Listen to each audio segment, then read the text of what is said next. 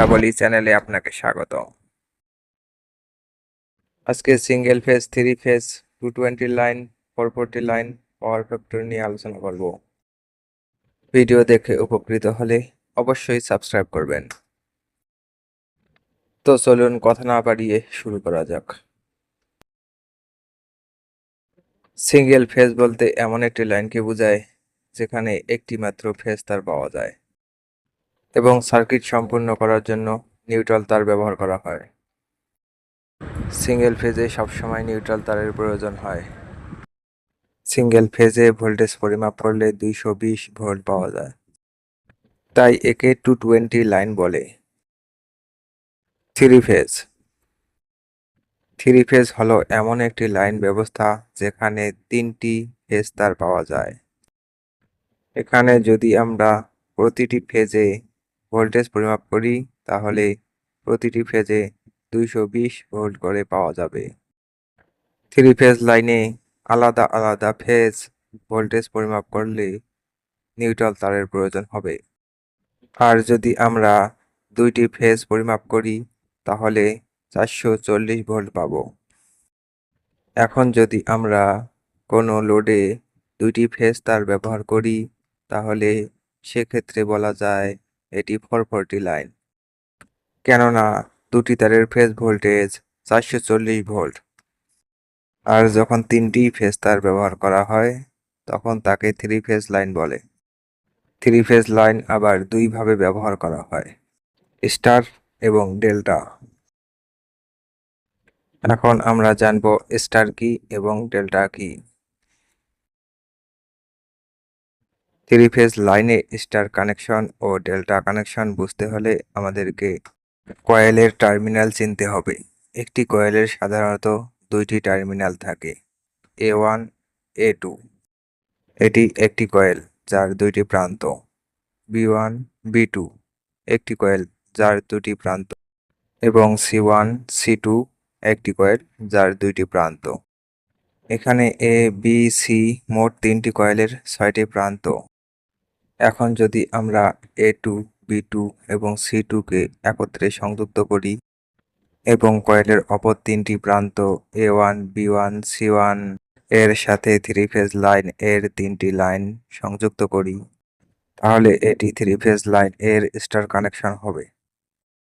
এখানে three phase line এর 3টি লাইনকে যথাক্রমে আর, ওয়াই, বি দ্বারা প্রকাশ করা হয়, অর্থাৎ রেড, ইয়েলো, ব্লু।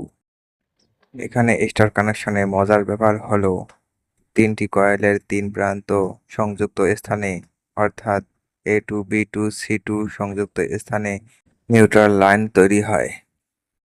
এখানে আলাদাভাবে নিউট্রাল লাইন টানার কোনো প্রয়োজন পড়ে না। Delta connection. ডেল্টা কানেকশনেও 3টি কয়েল বা 3টি লোড থাকতে হবে। এই 3টি কয়েলের 6টি টার্মিনাল থাকবে। এই 6টি টার্মিনাল একে অপরের সাথে সিরিজে সংযুক্ত থাকবে। এখন প্রত্যেকটি কয়েলের সংযুক্ত স্থানে যেমন A1, C2, A2, B1, B2, C1 এ যথাক্রমে red, yellow, blue three phase line সংযুক্ত করলে ডেল্টা কানেকশন হবে। ডেল্টা কানেকশনে কোনো নিউট্রাল তার উৎপন্ন হয় না, তাছাড়া নিউট্রাল তারের কোনো প্রয়োজনও পড়ে না। স্টার কানেকশনে ভোল্টেজ কম প্রবাহিত হয়, ফলে কারেন্টও কম প্রবাহিত হয়। ডেল্টা কানেকশনে ভোল্টেজ বেশি প্রবাহিত হয়, ফলে কারেন্টও বেশি প্রবাহিত হয়। থ্রি ফেজ মোটর কন্ট্রোলিংয়ে স্টার ডেল্টা উভয়ই ব্যবহার করা হয়, কেননা মোটর স্টার্টিংয়ের সময় 6 থেকে 7 গুণ কারেন্ট বেশি নেয়, তাই প্রথমে স্টার কানেকশন এবং পরে ডেল্টা কানেকশন করা হয়। এখন আমরা পাওয়ার ফ্যাক্টর সম্পর্কে জানব। পাওয়ার ফ্যাক্টর 3 ধরনের: 1 lagging power factor, 2 leading power factor, 3 unity power factor. প্রথমে আমরা লেগিং পাওয়ার ফ্যাক্টর সম্পর্কে জানব। যখন ভোল্টেজ কারেন্ট থেকে পিছিয়ে থাকে তখন তাকে ল্যাগিং পাওয়ার ফ্যাক্টর বলে। আর লিডিং পাওয়ার ফ্যাক্টরের ক্ষেত্রে এর উল্টোটা, এখানে কারেন্ট ভোল্টেজ থেকে পিছিয়ে থাকে, অর্থাৎ ভোল্টেজ লিড করে, তাই একে লিডিং পাওয়ার ফ্যাক্টর বলে। এবং সর্বশেষ unity power factor. Unity power ফ্যাক্টরে ভোল্টেজ এবং কারেন্ট একসাথে চলে, অর্থাৎ ভোল্টেজ এবং কারেন্টের মধ্যে কোনো দূরত্ব বা পার্থক্য থাকে না। এজন্য একে ইউনিটি পাওয়ার ফ্যাক্টর বলে। এখন জানবো পিএফআই কি। পিএফআই অর্থ হলো পাওয়ার ফ্যাক্টর ইমপ্রুভমেন্ট। পাওয়ার ফ্যাক্টরের মান সর্বোচ্চ 1-এ রাখা হয়। এই মান 1-এর যত কাছাকাছি হবে বিদ্যুৎ খরচ তত কম হবে, অর্থাৎ 0.8-এর মধ্যে রাখা হয়। ক্যাপাসিটর ব্যাংক এর মাধ্যমে পিএফআই ইমপ্রুভ করা হয়।